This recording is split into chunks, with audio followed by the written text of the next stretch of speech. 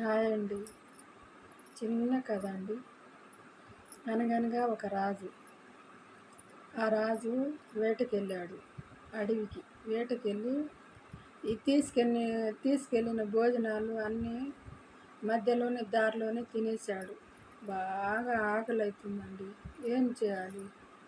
ఆ రాజు ఆలోచించి ఒక చెట్టు కింద అలాగా పండుకున్నారన్నమాట. పండుకునేసరికి ఒక ఎలుగుగొడ్డు వచ్చింది. ఎలుగుగొడ్డు వచ్చి ఈతకాయలు అట్లా ఇసిరేసింది. ఇసిరేసేసరికి ఎవరు రాళ్ళు వేసేది ఎవరు అని వెనక చూశాడు.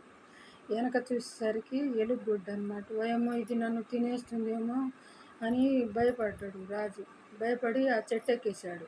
ఆ చెట్టు ఎక్కినప్పుడు ఈ ఎలుగుగొడ్డు ఏం చేసింది, చెట్టు కాడికి వచ్చి రాజు నిన్నేం చేయను, నువ్వు ఆకలితో ఉన్నావు కదా, నీ ఆకలి నాకు తెలుస్తుంది, నీకు ఒక చెట్టు కాడికి తీసుకెళ్తా, ఆ కాయలు తింటే నీకు బలం వస్తుంది, మీ రాజ్యానికి వెళ్ళిపోతావని చెప్తుంది ఆ ఎలుగుగొడ్డు.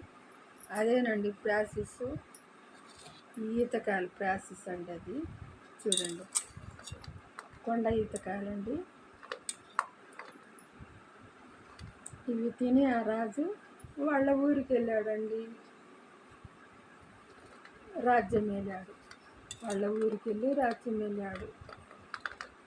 ఇదే ఆ ఈతకాయలు కథ అన్నమాట. చూడండి.